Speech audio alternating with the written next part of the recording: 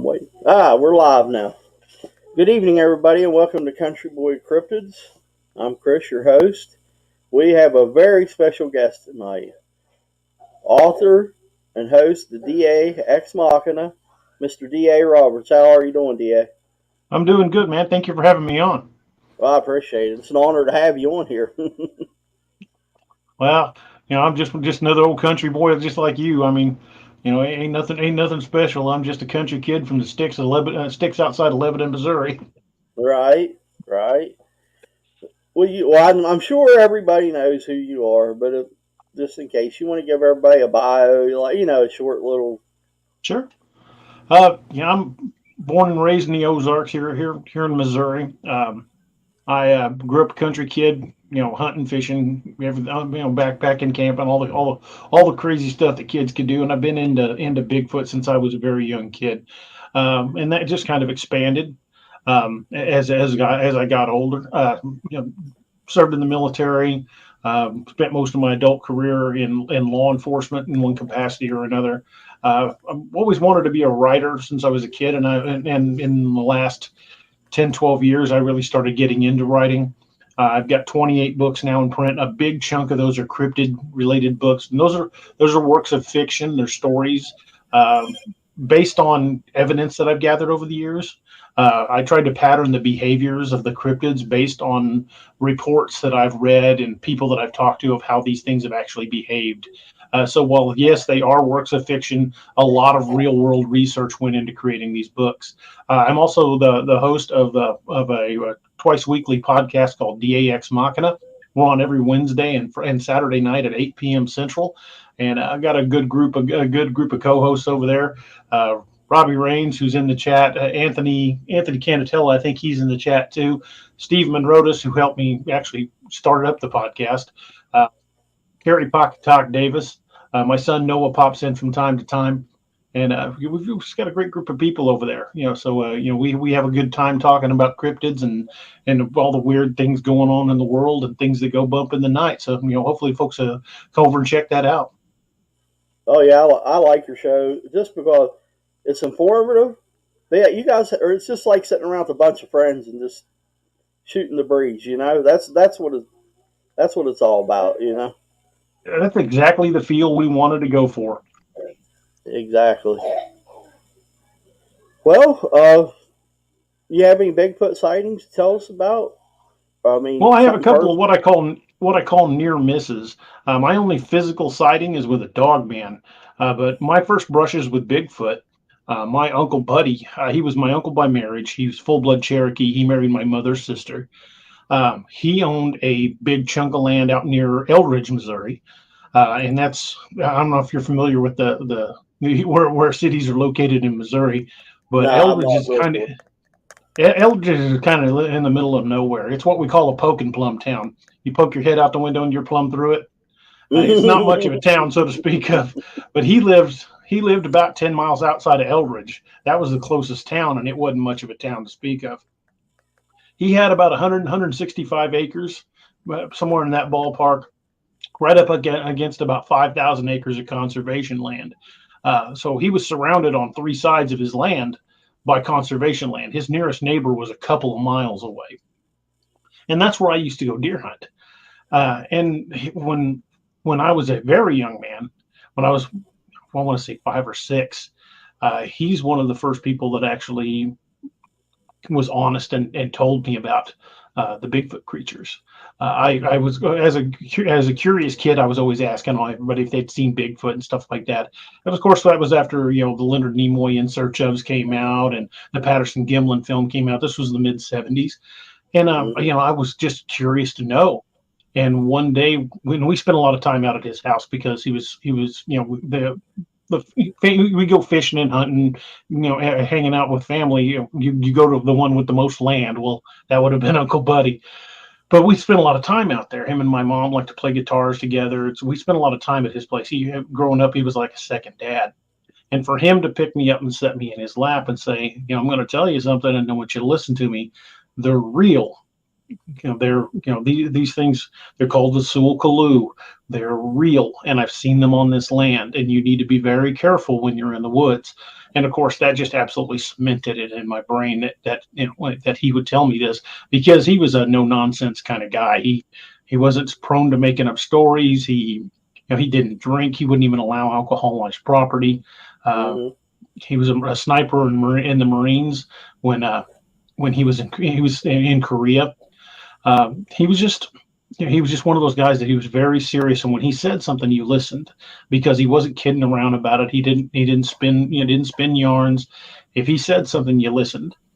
And when he told me that, it just was absolutely what gelled it in my mind. That yeah, I'm on the right track. These things are out there. Well, flash forward on his land, I was about 15 years old, and I got out on my deer stand, and was out kind of in the back 40 of his property. And there was areas of his land that he would tell you not to go to. There was a bottomland area where there was an old dry creek bed, and beyond that was conservation land. He said, "Don't hunt there. Don't go down there. Stay out of there. That's a dangerous part of the land. Just stay completely out of there." And we did. We avoided it. And where I had my deer stand set up, well, my back would have been to that section of the land. And Mhm. I was set up in the deer stand, was watching this field, and at some point I started hearing what sounded like somebody walking. And there's a big difference between hearing like a deer walking in the leaves and a person walking in the leaves. You can tell by the gait. Well, Yeah. I was being approached by somebody on two legs, and at first I thought it was my uncle. I thought, he's coming to check on me, and because it was still way before sunup. I got out in the deer stand pretty early because I always like to get out there and just let the woods quiet down around me. I didn't want to get out there at the last minute because I knew you weren't going to see anything for a good long while. But I hear this approaching, and I was in a pretty good size. I believe it was an oak tree, and it was probably 12, 15 feet off the ground. And like I said, I thought it was my uncle. And as they're getting closer and haven't said anything, I'm starting to get kind of nervous. So I go, "Hey, who's back there?" And it stopped. And I heard this big intake of breath. And I think the filter on my microphone will probably block this out. But I heard this big intake of breath, and then it went, "Oh," and I heard it turn and walk away. And by the time I Oh. got down out of that deer stand, it was gone. I mean, with my flashlight, I could see the impressions in the leaves where it had been, but it was already long gone. I get back to the house later that day. I tell my uncle about it. He goes, "Yeah," he said, "that wasn't me. And I guarantee you there's nobody hiked into that land through that area because that's some of the worst part of the land to go through. You got visited by one of those things." And of course, that, kind of freaked me out. Oh, Flash no forward, doubt. uh, Flash forward a year later, I have moved the deer stand. It's to another part of the land, but it's a little closer to those bottom lands, because we had a feed plot out there earlier in the year, and that's where we were seeing a lot of good bucks.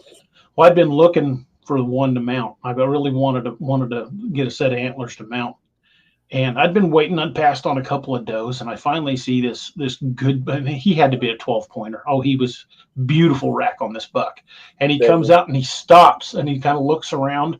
And I was hunting with a British 303 with soft nose rounds. When that hits something, it's like a jackhammer. It tends to go down. So I mean, Mhm. I'm lining up. I've got the perfect shot. I squeeze the round and bang, he goes straight to the ground.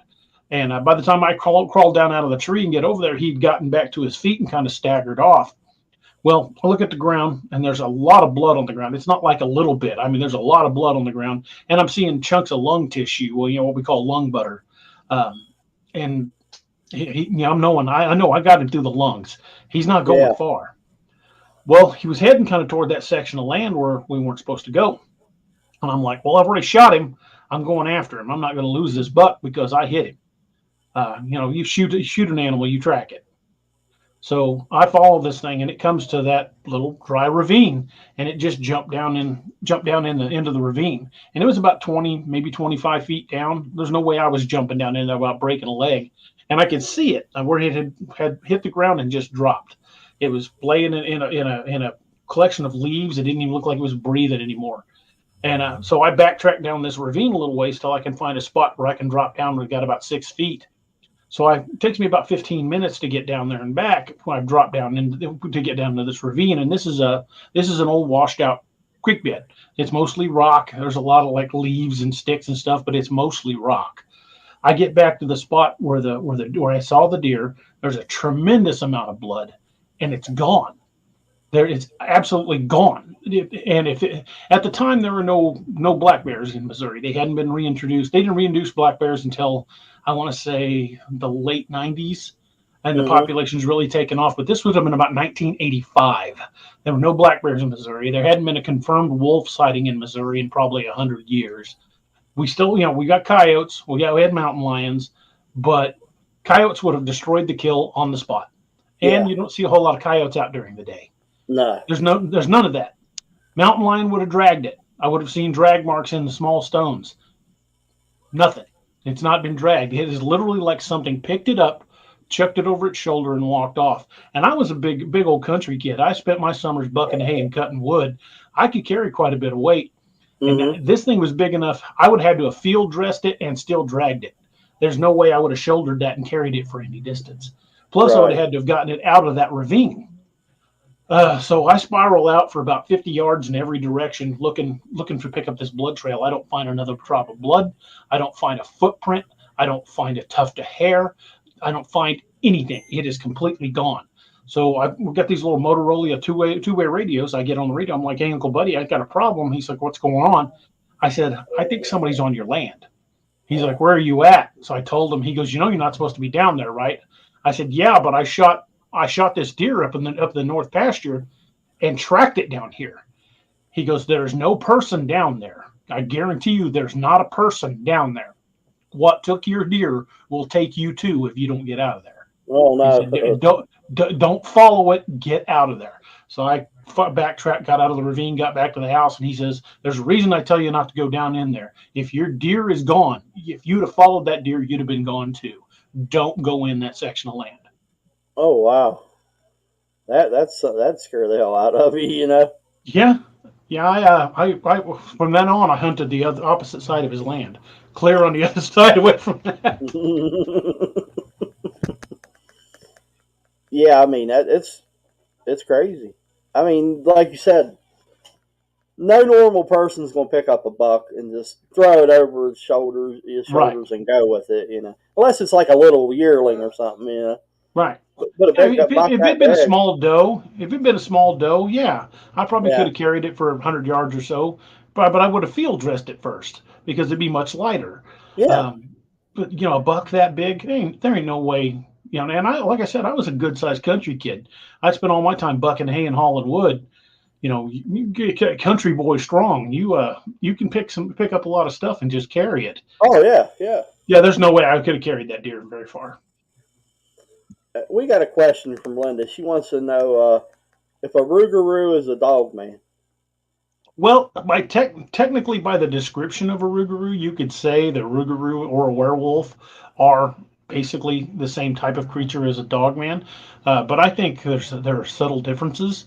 The Rougarou is more based in the voodoo religion. It's more of a curse. Same thing with a werewolf. It's more of a curse. So I believe there are Rougarou type creatures and werewolf type creatures that do change, but I don't think the dogman actually does. I think dogman is dogman all the time. Right, right. Yeah, yeah. The dog man. That's one. You know, I just started. I mean, I've always been into Bigfoot all my life. You know, I've always believed there's a Bigfoot out there. But this dog man's like something like I don't know, probably a year ago that I just heard about. I never heard of him before. Well, You a know. lot of people hadn't. In fact, the phrase "dog man" itself really wasn't even coined until the Beast of Bray Road when Linda Gottfried started investigating it. And I believe there was a song done on a local radio station where they called it the Dog Man, and that kind of caught on from there. But that is not where that story begins. Sightings of this type creature go back hundreds and hundreds of years. Some of the first sightings in the area around LBL were in the late 1600s by French trappers who referred to it as the loup-garou, which is the French word for werewolf. Um, Even before that, you look back to say ancient Egypt. You had Anubis and Wepwawet, two gods who were depicted as having the head of a dog. Anubis was a jackal and Wepwawet was a wolf. Both the Greeks and the Roman army There are documents that still survive today that describe both the Greeks and the Romans encountering and doing battle against these dog-headed creatures in northern Africa and in the mountains of India. They referred to them as the cynocephalus, which gives us the term cynocephali. The cynocephali, basically the body of a humanoid, the head of a wolf or a dog. Christopher Columbus and Marco Polo both documented seeing these creatures on their travels on islands that they had visited to gather supplies. Then, of course, one of the more famous depictions is Saint Christopher. Saint Christopher in Catholic iconography is known as the dog-headed saint. Most of the early paintings show him with the head of a dog, and it was said that once he converted to Christianity and performed his first miracle, that he was cured, and then from then on was depicted as having the head of a man. But in the earliest depictions of Saint Christopher, he's known as the dog-headed saint. So does this go back to like the more of the werewolf, the gypsy curse? I mean, is that kind of what that started out as? I mean, No, I think that much like Bigfoot, I think the creature that we now call Dogman, I think it's been around through pretty much recorded history. I think hmm it's something that had evolved separately, and it has always been on the fringe of society. Um, and people are always surprised that how come we haven't found these things, but just take a good look at Google Maps. Look at the actual satellite view, not the street view, and look at just how much unbroken green there is on the North American continent alone. There are areas of the Mark Twain National Forest here in Missouri. The Mark Twain National Forest is 2.5 million acres of untouched forest land. There are oh my sections god, of the Mark Twain where humans have not been, wow, probably in the last 100 years. Overall, if you count, and this is just national parks in the United States, there are over 88 million acres of land set aside as habitat. And I kind of have a theory that I think kind of explains part of that. One of the earliest accounts we have of a Bigfoot attack is known as the Bauman incident, which was documented in Teddy Roosevelt's book, The Wilderness Hunter. hmm The Bauman incident is a really great story. It gives a lot of detail, but we never get Bauman's first name, and we never get any more information about him as a person, and he never came forward. Now, at the time Teddy Roosevelt was writing this book, he had political aspirations. And yes, years later, he did come forward with his own Bigfoot story, a Bigfoot story he had around a campfire. But this was years later. At the time of the Wilderness Hunter, he had political aspirations. I think Teddy Roosevelt actually was Bauman. I think he was part of that expedition where one man was killed by a Bigfoot, and he didn't want to go on record saying I saw a monster because he wanted to get elected to political office. Now, if you hmm can accept that as not being too terribly crazy, if you can accept that maybe Bauman really was Teddy Roosevelt, what's one of the first things Teddy Roosevelt did as president? He created the National conservation, Park Service. yeah, He cordoned off 88 million acres of land where we're still not allowed to hunt. wow. Well, see, I don't know if you know, but here in West Virginia, we only have one uh, national forest now. That that's it's a government thing. Mhm. Everything else is state. Is the New River Gorge? Well, guess what happened the other day? They shut down part of it, and you know what their They do excuse? that. They What's that? their excuse was we had to plug a gas well. They shut down areas of national parks all the time with little or no explanation on why.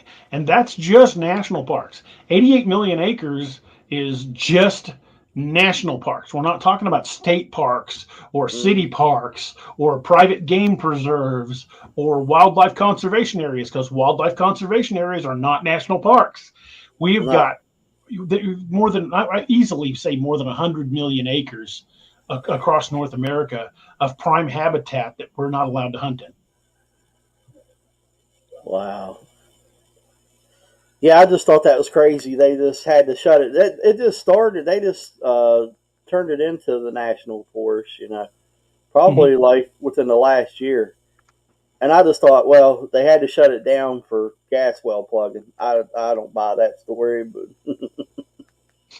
You know, I it's I firmly believe the government has known about these creatures for a long time, both Mm-hmm. Bigfoot and Dogman. And some people say, well, they think Dogman was created in a lab, and I can understand where they might get that impression.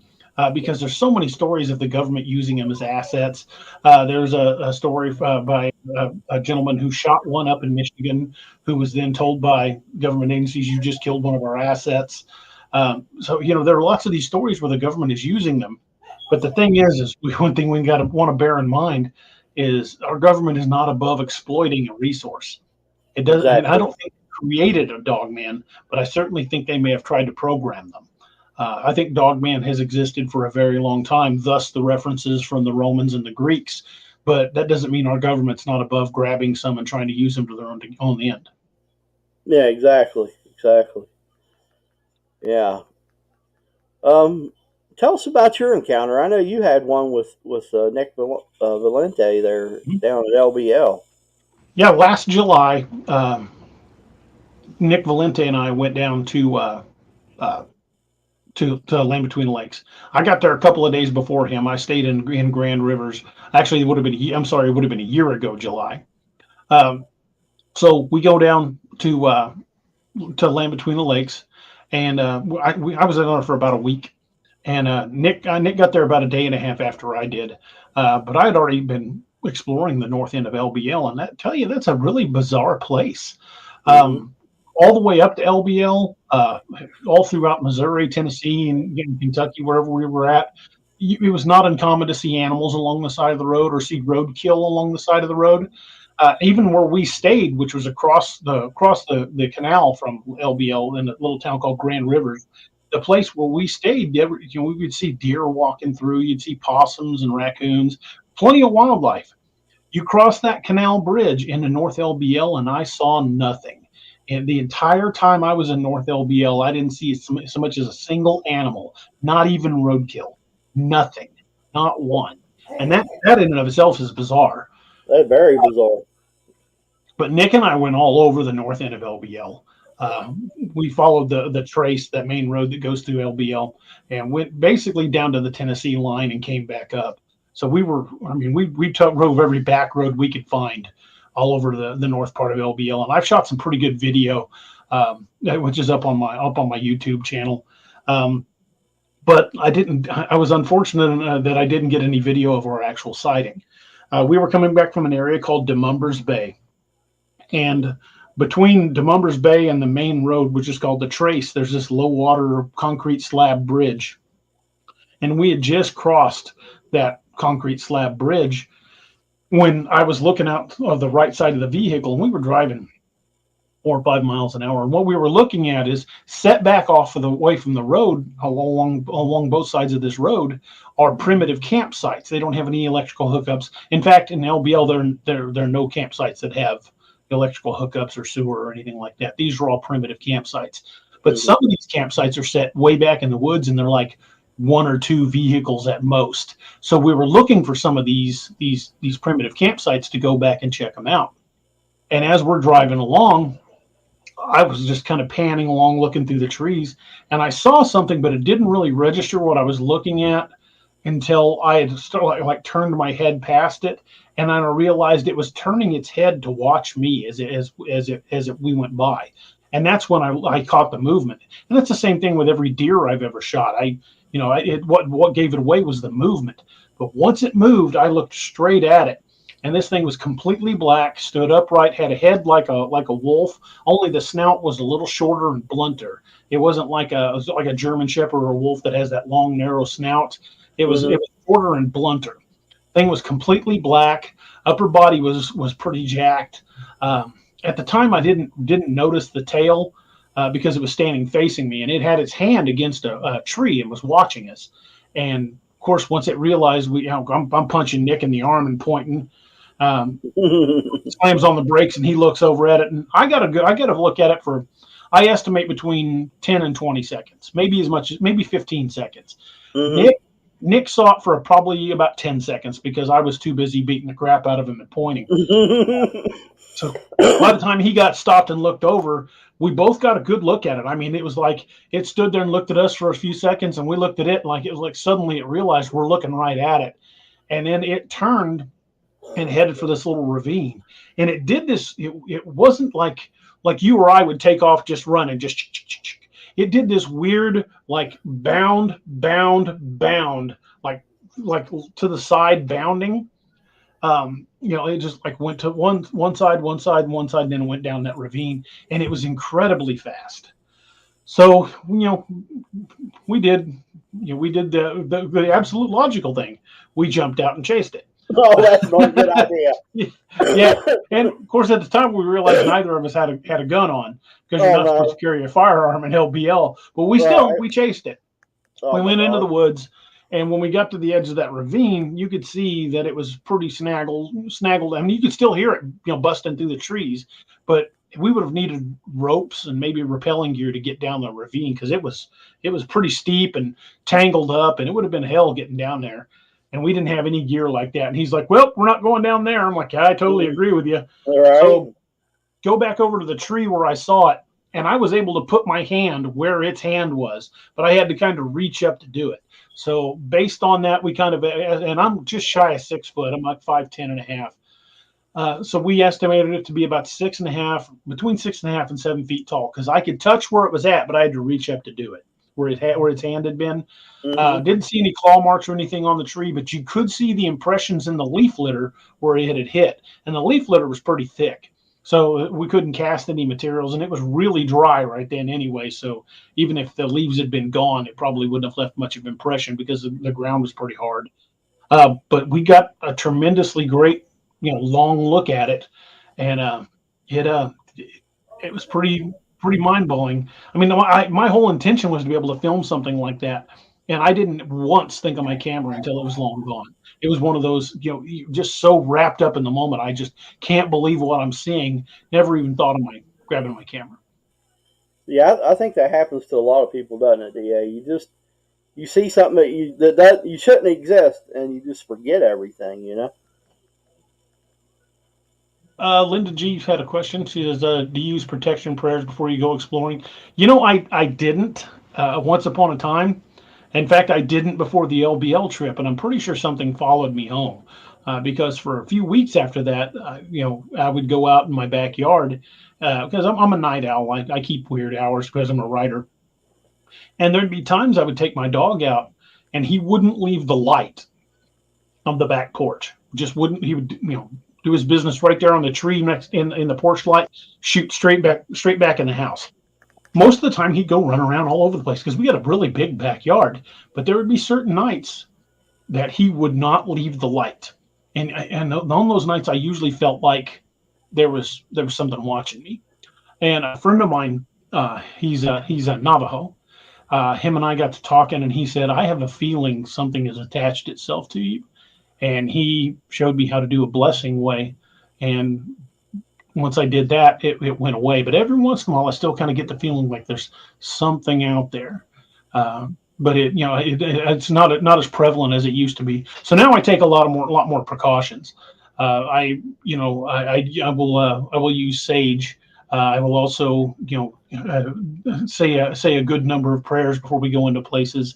Um, for example, William Nighthawk. I guess I'm sure you know who William is. Yeah, yeah. William made William made me a spirit bag to keep with me, and I take that pretty much everywhere I go now.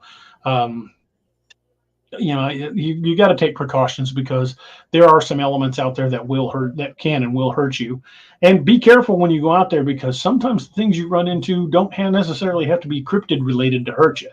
There's plenty of animals that'll do the trick, from snakes to bears to mountain lions, wolves, stray dogs, and the greater North American meth head. You might run into an illegal pot grow or somebody's Yeah. meth lab they got out in the woods. Yeah, there are lots of dangerous things out there in the woods that can and will hurt you.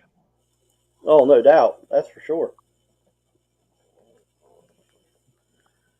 Uh, Robbie said he can't wait to get down to the LBL. And we're wanting to get all of the co-hosts from our show, myself, Robbie, Doc, Steve, Anthony, and maybe a few others. And we're wanting to go to Werewolf Springs in Tennessee and up into LBL. So that's gonna happen sometime in the not so distant future. That would be an awesome trip. I'm Well, sure. we'll be going in a lot better prepared than this last one time I went. This Right. time we'll be going in with drones. We're going to be going in armed, and we're going to have a lot better camera equipment than I had because I didn't really have much in the way of good camera equipment at the time. I've got thermal gear now. I've got a much better lens. I'm in the process of getting a 4K actual filming camera. But at the time I went in, all I really had was the camera on my cell phone. But I still got some pretty good video.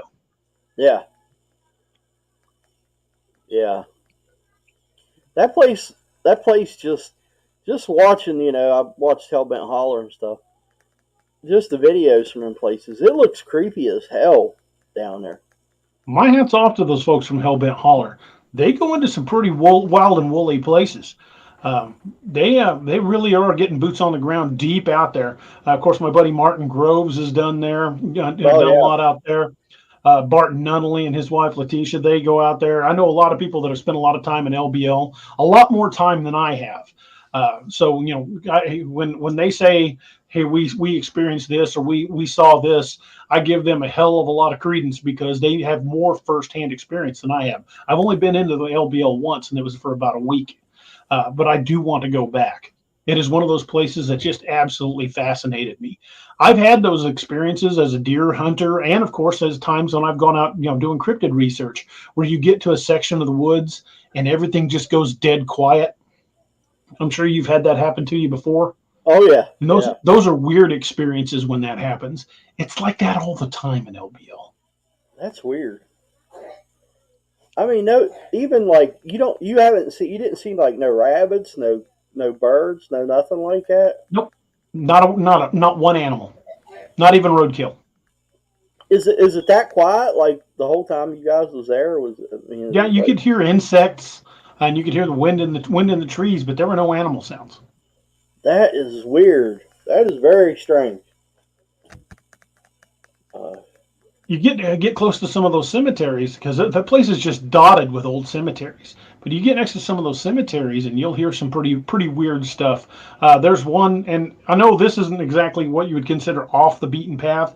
The Nickel Cemetery is one of the older cemeteries in LBL, but it's right on the trace, the main road that runs there. So it's not like you got to go hiking, half mile through the woods to get to it. It's yeah. literally just off the road. I filmed a video there at the Nickel Cemetery. And if you watch the video on my YouTube channel, I was there alone. I had a tripod set up and was talking to my camera. And you could see me a few times on that video stop and look like, wait a minute, because I kept hearing something walking in the trees. And at one point, I stopped and said, "Hey, who's out there?" And because I kept hearing it like it was getting closer. So finally, I'm like, you know what? I'm out here by myself. I'm not carrying a firearm. I did have a good sized Bowie knife on me. In fact, it was this one. Let me catch that. This one right here. It's a knife from Scallywag Tactical called the Gunner's Mate. That's when I go. Oh, That's generally on my hip at all times. Um, but that's a I had that sweet on me. night. I love that knife. Scallywag makes some amazing blades. That's why I use them in my books all the time. But All right. I had that on me, and I stopped filming, and I went into the woods looking to see if I could find whatever it was. And I heard it moving away, and then the next time I heard it, it was on the far side of the cemetery. And I thought, you know what? This is a really good way to go missing.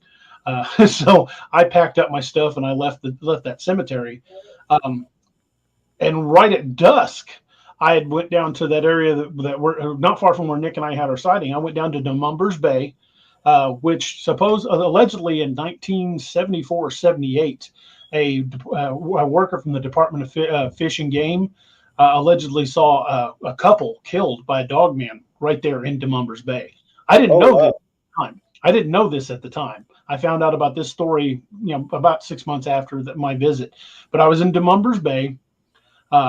Only thing I had was that knife, and right at dusk, and there wasn't anybody camping down there.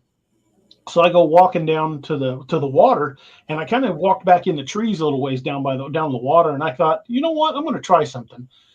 So what I did was I played a couple of predator calls, like a screaming rabbit, I played a couple of those predator calls just on my phone. It wasn't like I had a real powerful speaker. I just played them on my phone, but it's really funny how noise tends to echo out over water.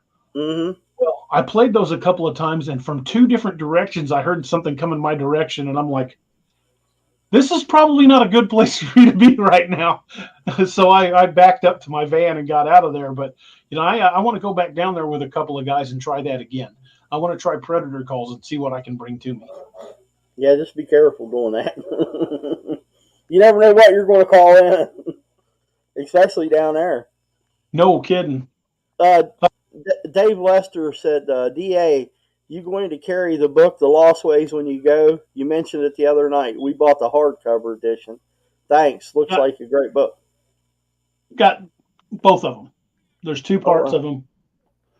These books are, if you're doing anything that you might be off the grid, uh, canning, setting snares, medicinal plants. Those books are just absolutely like a Bible to have on hand. They're just fantastic. But I didn't have those with me at the time. I didn't have them at the time. But what I did have with me was this. It's called the SAS Survival Guide. This is the pocket edition. This covers medicinal plants, making snares, how to build a shelter. These little books are just absolutely indispensable because if you're not familiar, if you haven't spent a whole lot of time deer hunting or grew up in the woods, something like this might save your life. oh It'll yeah, tell you things you can eat, things you can't eat. It'll give you a lot of really useful information that is invaluable in a survival situation. yeah, yeah. Another one. If you, I don't know if you tried to. You probably have the Foxfire books. They're really informative if Mhm. you've ever had them. Yeah, those are good too. Yeah, it's got a lot of the old granny. Well, we call them granny witches here up this way. A lot of their stuff in there. We refer to it as old wives' tales around here, but there's a lot Right. of wisdom in those old wives' tales. Yeah, there is. Dave said there's two books, Dag Nabbit. And I just got the second one, and I've been going through it. It's just as useful as the first one. It's just full of good information. I'm going to have to check it out because I've not seen one yet. So They're really good. yeah, yeah. That lane between the lakes it's a hot spot right now, ain't it, Da? Yeah, there's another hot spot up near Palmyra, Maine, where they're having a lot of dogman activity. Really? Apparently, there was a family that got basically held captive in their house by these things tried to get in. Jesus. And there are multiple sightings throughout that area. Nick's been up there once. I'm wanting to go back up there with him, but supposedly it's continuous, it's ongoing. People are seeing dogman creatures up there all the time. Wow. I've only heard of one here in West Virginia, and I found it somehow on the internet by a map, which it wasn't very far from my house, probably 5 6 miles away. Crow flies, but it happened up here at Cheat Lake, and it's all woods around it, and it was a man-made lake. There was houses there, and they flooded it. And it's got a trail all the way around it where people walk their dogs, and take a hike and stuff. And right before you get there, someone said they seen one cross the road there and went over the guardrail, and went down over the hill. So far, you know, that's all I've heard. I can't Well, figure you've out got who. you've got lots and lots of disappearances along the Appalachian Trail. Uh, there are a lot of cryptid sightings all throughout West Virginia, North Carolina, South Carolina. That whole area is rich with cryptid sightings. Robbie Rains, one of my co-hosts, he lives in South Carolina, right near the North Carolina border, and there's all kinds of stuff up through that area. And there's an area not far from his home where they go do research that's been extremely active. So yeah, that whole area has got plenty of cryptid activity. Yeah, yeah. It's like the eastern part. The Appalachian Mountains is like the hot spot. Well, Mhm. LBL would be in the Appalachian Mountains, wouldn't it? I mean, it runs through there too, right, or close to it. LBL is not really in the mountains. It's far enough. It's far enough west from the Appalachians where it's really not in the mountains. but it's kind of in that plateau area that's between the Ozark Mountains and the Appalachians. That whole area is still pretty much highland territory. A lot of hills and valleys. Of course, both the lakes there at LBL are man-made lakes. That area was known as land between the rivers long before it was ever land between the lakes. It only became land between the lakes in 1963 when the Tennessee Valley Authority built those dams on it. Before then, it was just two large rivers. Um, one of them's the one of them's the I want to say the Kentucky Dam. I can't remember the name of those rivers that went through there. Kentucky Lake, and for some reason the other one just completely escapes me. But those two rivers were the points of contact long before those lakes were put in. It wasn't until Kennedy was in office that those lakes were actually created. Those are both massive man-made lakes. But even before then, there are tons of old lore and sightings that go back all throughout that area. Yeah. Well, what's your thoughts on the Skinwalker? DA. Skinwalkers are pretty terrifying. Like I said, a good friend of mine is Navajo. We've had a lot of conversations about skinwalkers, and he won't even say the name. He said saying the name is giving them power and can bring them to you. Yeah, there we go, Lake Barkley.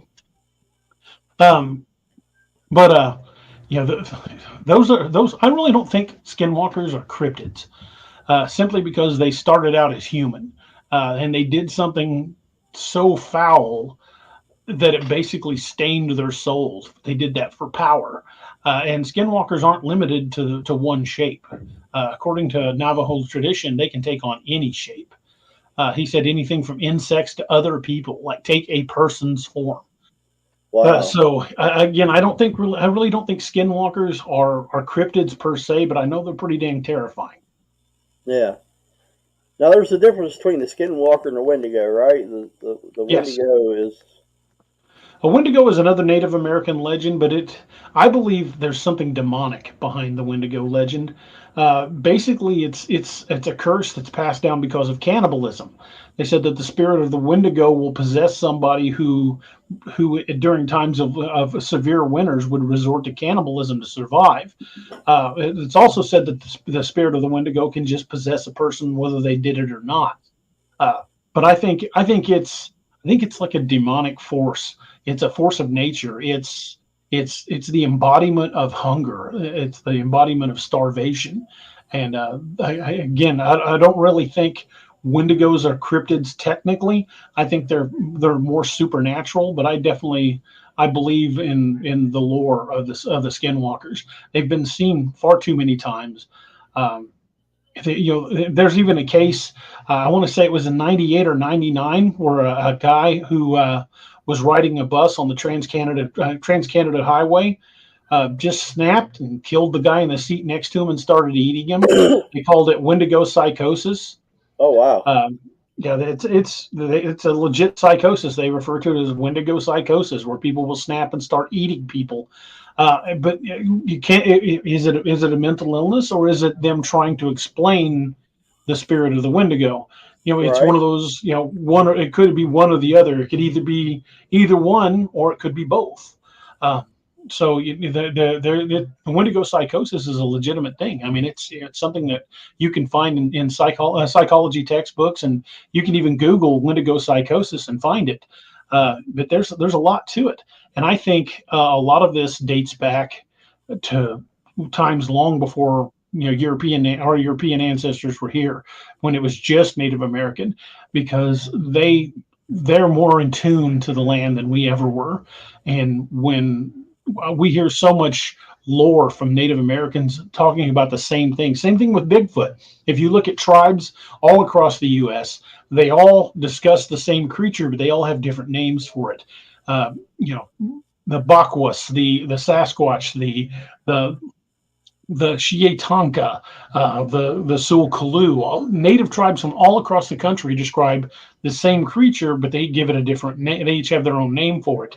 So when you have this much lore from tribes who probably never even had contact, it gives a lot of credence to this. So I put a lot of stock in Native American lore because I think since they were here first and were much closer to the land than we were, I truly believe that they were identifying something that was truly part of the landscape, and we should pay attention to that. Yeah, because they was here before we was. I mean, they Right. right. That's for sure. Um, Anthony hit the like button, where Robbie and Da would drop off the dog man at your house. Uh, yeah, it's pretty creepy out there. I mean, the more I dig into it, the more you find out. You know. Right. And I think there are more things that are out there than we realize. A lot of things that people, just dismiss as being made up stories, or just somebody believing a story they heard on the internet. I think there's more of this stuff that's real than people want to comfortably admit. There's a phenomenon known as the uncanny valley, and it was a survey was taken from people from all walks of life, from all parts of the planet, from all different backgrounds, and it was discovered that every human at some part in their core has an innate fear of something that looks almost like us in the dark. They call it the uncanny valley theory. It's like if you're laying in your bed and you turn off the light, that pile of laundry in the chair in the corner suddenly looks Mhm. like it's human shaped and will scare the crap out of you. You got to turn the light back on and check. Mhm. That's it. That's the uncanny valley. You see something that looks almost like a human in the dark, and it scares the crap out of us. And there's a reason for that. And the reason, I honestly believe the reason that is sometime probably about the time we were learning to make fire. There were things out there that looked a lot like us that weren't us, that used to eat us in throughout our history. And I think it still happens to a large extent. I think that explains a good chunk of the missing 411s. According to NAM US, 600,000 people go missing in the United States every year. Now, I'm not saying that's all cryptids. I'm not even going to say half of that's cryptids. But even if 10% of it is cryptids, that's a lot of people going missing every year from cryptids. Oh yeah, no doubt.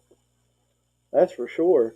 And I seen the map. You know, I mean, of the 411 cases, and like there's a lot like down through Appalachia, you know, and Mm-hmm. out west, you know, and in the mountain ranges and stuff. Well, if you look at the map of the missing 411 cases and you overlay that with the map of known major cave systems in the United States, they line up identically. Just perfect overlay. Wow, that's pretty cool. I mean, not cool, but that's that's crazy. I know West Virginia has caves, you know. I mean, underneath of it, you know, we got. Caves and abandoned mines and Oh yeah, we got a lot of abandoned mines up here. Yeah. Did they coal mine? Is there coal mines in Missouri or no? oh, I don't. Missouri didn't have much in the way of coal mines, but they did mine for a lot of nickel, galena, which they used to make lead, uh, salt in some places, but mostly nickel and galena in Missouri. So you guys got mines too, then, you know, in places, you know. There's an opening to one about a block from my house.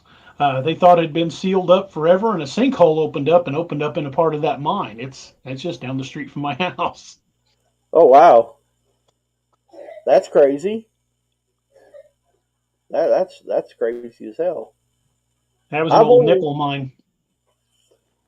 we was down in the mountains hunting and we found an old mine it was went into the mountain, you know. My buddy's like, let's go in there. I said, you're crazy. There ain't no way. Yeah, yeah, no, thank you. I've gone into some pretty shady caves in my time, but Hmm. old mines, those could collapse at any time. Yeah, yeah, and you never know what's in there. You know, an animal could have took a bear or anything, especially up here.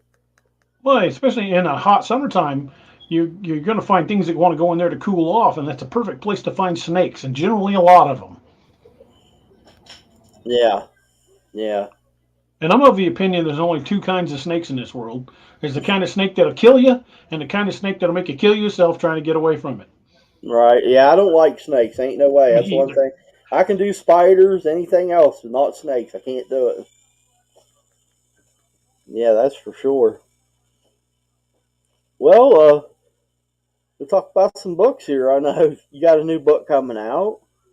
I just released one at the beginning of February, and I'm about to finish the next book. That I'm about to finish my next project. The one I just released at the beginning of February is the fourth book of the Codename Wild Hunt series. And Codename Wild Hunt is you've heard the stories about special forces units getting called in when people go missing with Dogman and Bigfoot. Uh huh. Well, I took that and kind of ran with it, and I said, well, if they're bringing in special forces whenever these things start killing people, it only stands to reason there's a team out there that's what they do, and that's what that book is about. It's about a team, a military special forces team that hunts dangerous cryptids. Um, and I've got multiple series. I've got the Lakeview Man series. It's about a small sheriff's department down here near Kimberling City, Missouri, that are dealing with cryptids. I've got the Apex Predator series, which is more of a Native American perspective. It deals with a group of Native American warriors who are hunting dogmen. Um, and this new series I'm working on, I'm just about finished with the rough draft of the book. It's the series is going to be called Dark Frontiers, and it's set in 1865, right as the Civil War is coming to an end. It's about a guy named Declan Kane who, by no choice of his own, winds up becoming a monster hunter and ends up leading a group of people that's what they do is track down and hunt dangerous monsters. And the first one's going to be called the first one of the series. The series is called Dark Frontiers, but the first book of the series is Dark Frontiers First Hunt, and I'm pretty excited about it. I'm about 70,000 words into the manuscript, and it's probably going to be 80 to 85,000 when I'm done, which is pretty good size for one of my books. And I'm hoping to have it done and in edits in the next week or two. Awesome. Any of you guys that haven't read any of DA's books really need to grab up one of them because I'm telling you, you pick it up, you can't put it down. Not until you're done. They're awesome. Thank you, man. I appreciate that. And I mean, you get like you go into such detail, even the guns and stuff. You detail everything. Well, I'm a 20-year veteran of law enforcement. I was always told, even as a young kid when I was writing short stories, to write what you know. I'm ex-army, 20-year veteran of law enforcement. I when I start describing these guns and knives and weapon systems and tactics, it's stuff I've done. It's things I'm familiar with. So I try to bring my own personal knowledge base to bear as I write these books. I've always believed that the little details of a story are the foundation that the big details rest on. Anytime I would read a book where they would say, well, he flicked off the safety on his Glock, or he changed the clip. There's no safety on a Glock other than the trigger, and those are called magazines, not clips. Clips hold ammunition, magazines feed ammunition. If they get that wrong, I'm generally done. I'm like, okay, you've lost me.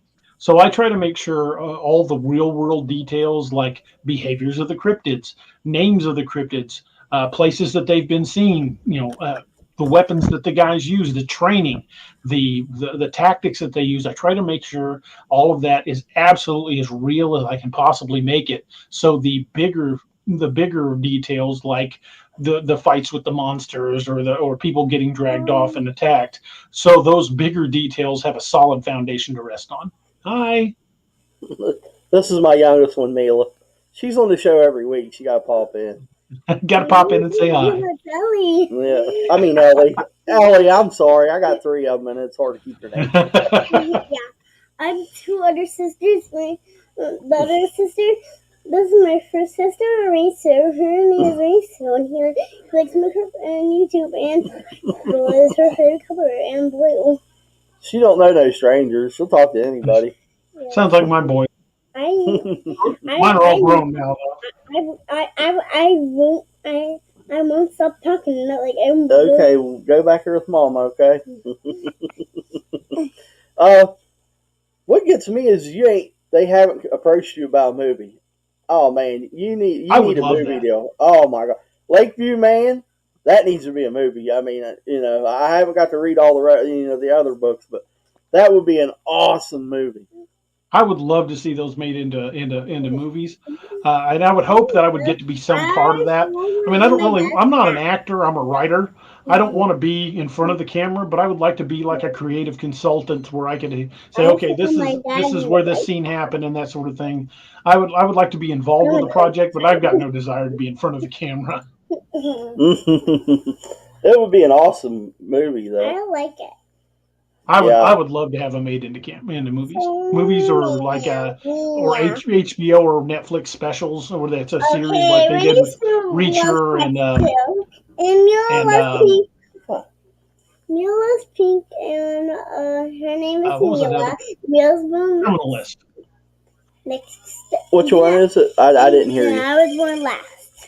I would like to see if they were going to make them into series. I would like to see the same production company that did like Jack Reacher and the Terminal List. Those series are just awesome. Oh, they were both awesome. I hope Jack Reacher comes back on again. Yeah, I just I'm on their email list. I'm keeping up with the show. They just wrapped up shooting of the second season, so we should get release information on it probably in the next couple of months. But they just finished shooting the second season. Yeah, that would be awesome. Especially if you could get one of them guys to play the parts. You know what I mean? I would love to be able to have some hand in the casting. That would be a lot of fun.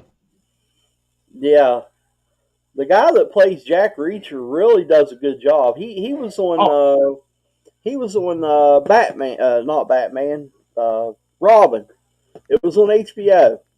There's a series on I there. He plays a part in that. I don't know if I've seen that. I don't get to watch as much TV as I once did since I'm a full time writer now. But yeah, Right. that actor Alan can't remember his last name. Me Fantastic either. actor, perfect for Jack Reacher.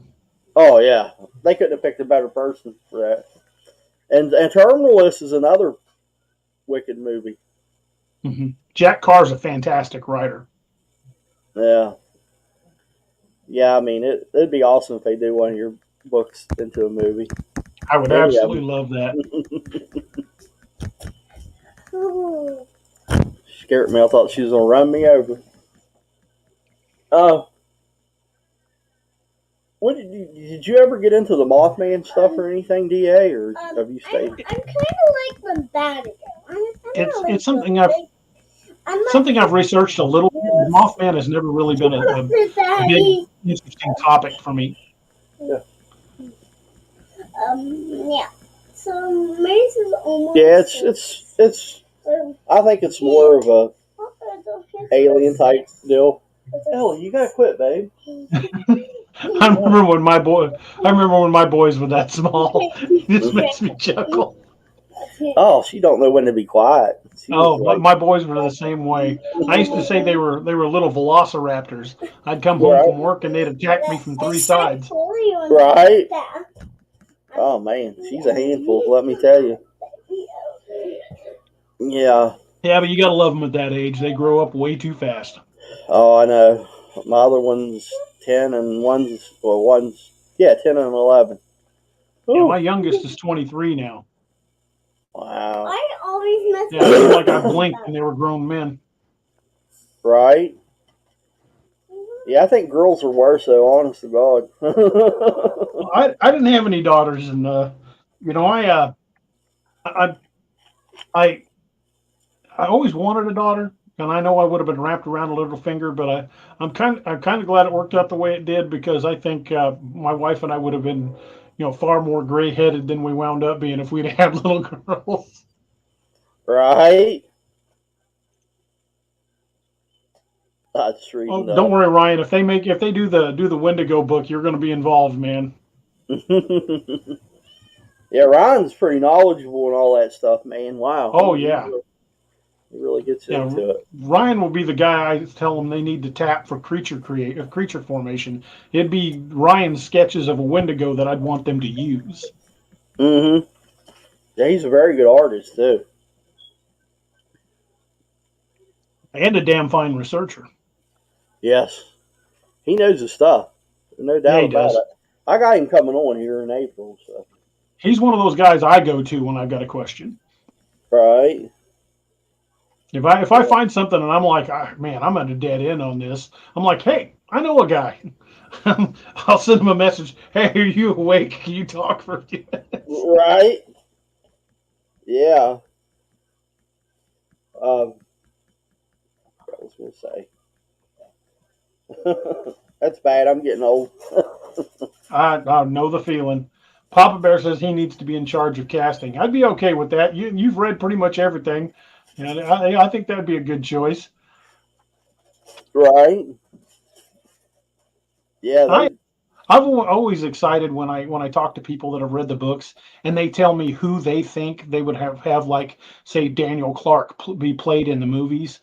If they made a movie, who they would cast as Daniel Clark. And I always love hearing that because I like hearing how they see the character. Because I know I've got very firmly established who I think would be the character if I cast it.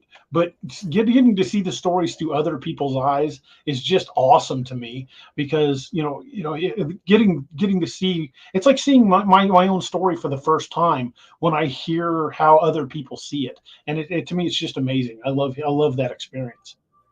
Oh, like I said, they're so action packed. I mean, it's from the beginning to the end. There's no, you know what I mean? It's just a straight out action.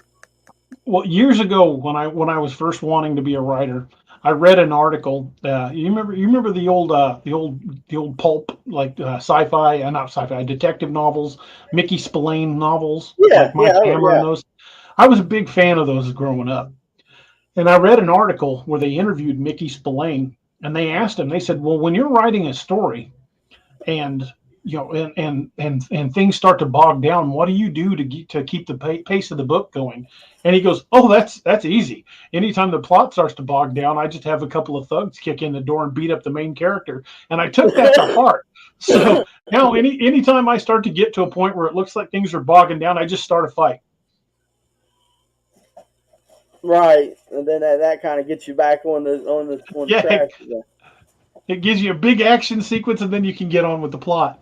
But anytime things start to bog down, I just start a fight. Yeah, yeah. That's a good idea. Well, have you got any new encounters here lately, or anything that you've heard? We've been getting a few here in email. We've got a few through the Facebook group. Um, one of the biggest ones that we've been following up on is that I know what happened in September of last year, but it was the Amazon driver that was allegedly killed by dogs here in Missouri. We're also looking Right, into right. yeah, but and I talked to well, I know some people that know. We work in law enforcement in Missouri. You tend to network. You get to know a lot of people, Yeah, and friend of a friend kind of thing knows both the coroner and the sheriff, and they're at wits end. They're like, this was no dog. There's no way this was a dog did this much damage. And the fact that they killed the dogs that were on scene and still haven't released the necropsies on the dogs, 6 months later, that's very telling. Of course, then it wasn't long after that we had a hunter go missing not far from there. And in September of last year, my wife and I and my son Noah and my adopted son Connor, we went to a convention up in Lexington, Missouri, which is not very far away, about 12 miles from where the Amazon driver was attacked. We went to a show called Fall into the Supernatural, and I was asked to put on a Bigfoot bonfire. Just have a bunch of people out. We went out in the woods. We had a bonfire. We sat out there for hours talking about Bigfoot. So we go out to this horse ranch, which is very close to the Missouri River, outside of Lexington, Missouri, and it's in the middle of nowhere.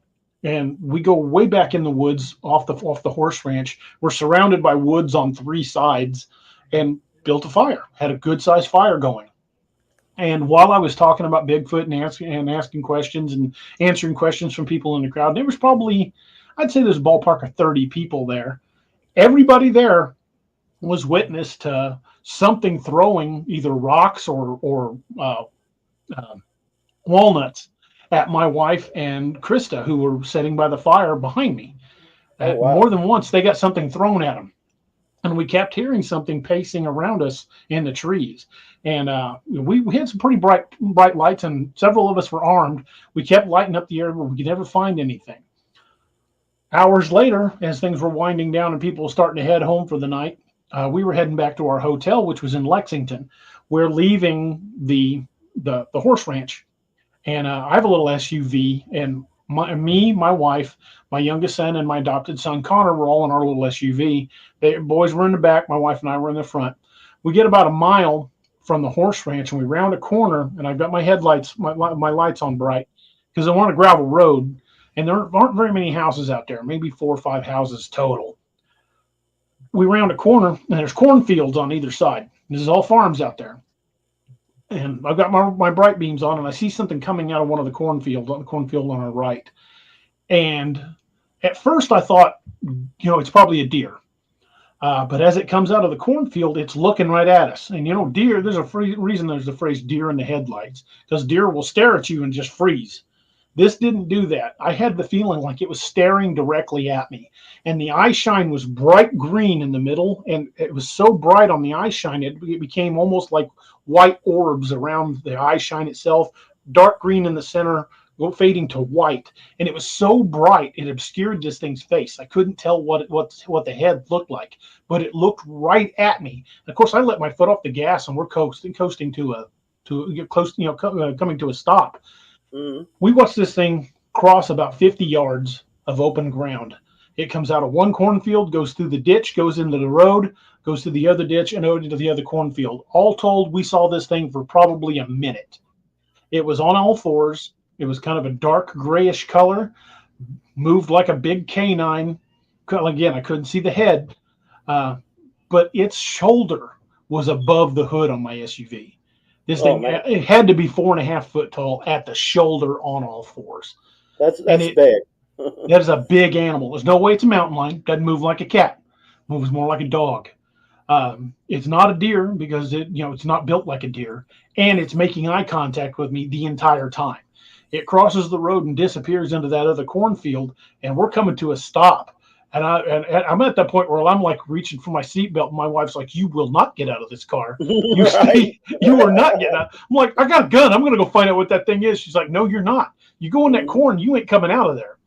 So I couldn't. I didn't get a chance to follow it, but the ground was dry, and there were no tracks. It was just gravel road and dirt and cornfield. I didn't find any tracks, but we all four of us saw this thing for a good minute as it slowly crossed the road and watched us the entire time as it crossed the road, and it was kind of terrifying. Even my wife's like, I still don't know what the hell that was.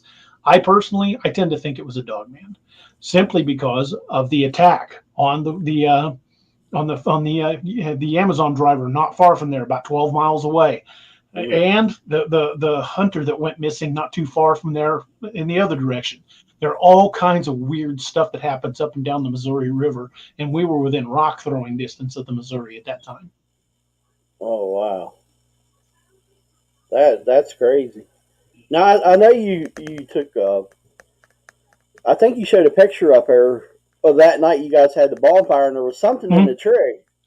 Yeah, we think that's what was throwing whatever it was, rocks or uh, or walnuts. We think that's what it was throwing at them. At my wife and at Krista. That's crazy. Do you think it was the same thing across the road? Maybe. Maybe. I don't know. Yeah. Logically, I would think it was the same thing, but who knows? There's so much weirdness out in that area. There've been Bigfoot sightings out in that area, hauntings, a lot of weird things going on out in that area. So, God knows it could have been the same thing, or it could have been something else entirely.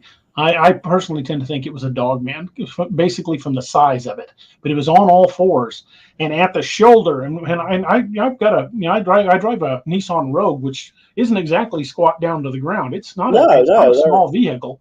Its no. shoulder would have been about where my windshield wipers were. It would have been that high off the ground. That's big. That's no dog, Yeah, there's no way that was any kind of dog, and that's but it no was bear built like either. one. That's not even Oh, a it definitely bear. wasn't a bear. It definitely wasn't a bear. Black bear. The only bears we have in this area are black bears. And it was definitely not a black bear. It had a tail. It had a long tail like a dog, kind of bushy. Um, was definitely not a bear. No, no, that's for sure. I know the Amazon dry. I remember when I first broke out in the news, and there when as soon as I heard it, like it didn't make no sense the way they told the story in the Right. newspaper. Like, first the dogs was outside, you know what I mean, and then they went in and then disposed of them, and Yeah, they it. shot the dogs inside the property. Um, and the dogs weren't the people that owned the house were on vacation, but the neighbors were feeding the dogs. The dogs weren't starving. There's no way they would have killed that guy to eat him. But the No, condition of that body was so bad that both the sheriff and the coroner were like, I've never seen anything like this. yeah, that was. I mean, I don't know, but it sounds like a dog man. Honestly, I mean, Yeah, I definitely think they're a dog man stalking the shores of the Missouri River, running through the heart of Missouri. you guys got all kinds of crazy cryptids down there, like the Ozark Howler, and The Ozarks are a crazy place, man. There's a lot of old legends from down in these valleys, and it's not hard to believe they just might be true if you hear something howling out in the distance and you can't identify it. I've heard some weird things out in the Mark Twain National Forest. Um, you've heard that the Ohio Bigfoot cow howl, one that sounds kind of like a siren. I don't think I've heard that one yet. It's kind of it's they call it the siren call because it gets louder and softer several times. Heard something similar to that on the Mark Twain, but it was so far away my recorder didn't pick anything up. All it Oh picked up wow, was the crackling of the fire. wow. I mean, up at the house, though, we got a lot of coyotes up there. Hmm. Uh, and I called them one night. It was almost about dark, and I had Dad and the neighbor. I said, I'll call them, and you guys walk up and see how close you can get. Because, I mean, they was getting to where there's too many of them, we need to take some out. And I called them, and they kept hollering and hollering. And I could see Dad and them because you have to walk through a big field up to the top, the hill. Hmm. And honest to God, I was calling. They was there, and they said they couldn't see nothing. They couldn't see. And that woods is open, you know what I mean? It's not real brushy or nothing. I still think it was something else besides a coyote raising hell. I honestly Oh, do. it wouldn't surprise me. Because, I mean, they're avid hunters, you know what I mean? And they know what to look for. And they said they couldn't see them. I said, well, there was right there. They said we could hear them, but we couldn't see them. We went here in Missouri back in the '80s. The Missouri Department of Conservation used to have a bounty out on coyotes because the population had exploded, and we would go out and like spend a weekend on farmers' land around the county, and they would feed us and give it bring us ammunition and stuff, and all we do is sit out there and camp on the weekend and use predator calls and call in coyotes and kill them. And you Mm-hmm. could take the ears in and get a $10 bounty because these things were a nuisance. They were killing livestock, and Oh, most yeah. are just thrilled to death. As long as you don't hit any of the cattle out there, we are thrilled to death to have you out there taking out these coyotes because they're losing a lot of money. Oh, yeah. Yeah. And we would call them in, and generally get several of them. And of course, the weekend you can make a little bit of money put in your pocket. But Yeah. I remember one time we were calling in coyotes, and this would have been out near Conway, Missouri. We were calling in coyotes, and we were doing predator calls, and we heard a pack getting closer, and they'd sound off every once in a while, and it's like they were getting pretty close. And then all at once, just all hell broke loose. We don't know if it was a mountain lion or what, but something went into the middle of that pack, and we heard those things just screaming bloody murder. Something was tearing into that coyote pack. We never saw it, never heard anything roar or anything like that. So very easily could have been a mountain lion, but something attacked that pack, and we never got any closer, and something tore that pack up. Wow. Well, I mean, do you think that Bigfoot eats the coyotes, or I wouldn't be surprised. I mean, it would be an easy meal. yeah, yeah? I wonder about the. I figure the dog man probably the same way. I mean, whatever they can get their hands on is what they're going to eat. I mean, Well, this is a big predator. not only would it see a coyote as an easy meal, it would also see it as a threat to its own food sources. Yeah, yeah, yeah. It's crazy. That's for sure. Well, we've been on for an hour and 15 minutes. Wow, time really flew. Right. I really appreciate you coming on, Da. Hey, no problem. I had a good time. Appreciate you having me on. Let me see here. If you guys want to get a hold of Da, I think I put a thing up there. That is right. Da Roberts That at is correct. daroberts.net. Or you can check out any of my books at daroberts.net. There's links to my YouTube channel from there as well. The chronology, the order of the books to read, all of my book series, and my podcast are all available right there at daroberts.net. Okay, so if you buy books, you can buy them through you, straight from Mm-hmm. you instead of. Okay. Yeah, everybody, you guys need to really go check his books out. They are awesome. And check out DAX Machina. If you, Thanks, sir. it's a very, very good show. It's more of a friendly BS session, you know. um, it's just an awesome show. Thanks, sir. You got an awesome show yourself. I'm trying, but I'm not as talkative as you guys are. You know a lot more than me, so You know, we all start somewhere. right, right. That's for And sure. my channel's not even 2 years old yet. So just bear that in mind. Less than 2 years ago, we were right here where you are now, building your channel. And it's Right. not something that happens overnight, but you put you put yourself out there, and it's obvious that you enjoy what you do, and that shows through when you have people on your show. So people are going to notice. Just it might take a little bit of time. It doesn't happen overnight. But if Hillbilly from Route 3, Lebanon, Missouri can do it, you sure can too, brother. No, I'm a hillbilly too. Hillbilly from West Virginia. Yeah, I love the country. I love West Virginia. That's for sure. But well, thanks, Da, for being on the show tonight. Not a Uh, problem. Thank you for having me. Thank everybody in the chat there. Sorry I didn't get to everyone. I tried to, but it's kind of hard when you're trying to talk, and I don't know how Da does it. Whew. There's four of us. That's how we Yeah, do it. yeah. I know me by myself. I'm trying to listen to you and trying to read. It's hard to watch the chat by yourself. You've got to have more than one person doing it. That's the only way it'll work. Right, right. That's for sure. Well, everybody, good night, and I think next week we have Mr. Carter. I hope I say his name right. Bashard. Carter Bouchard. Yeah, I have him on He's next. another Ozarks feller. Oh, is that where he's from? I didn't know Yeah, that. he's from here in the Ozarks, not too far from me. Cool. He has some very interesting stuff. But like I said, everybody, you all have a good night, and please go check out DA's books and go ahead and like and subscribe to his DAX Machina channel on YouTube. It's an awesome show. I watch. I try. If I don't watch it live, I do catch it later that night. Uh, y'all have a good night. Good night, everybody.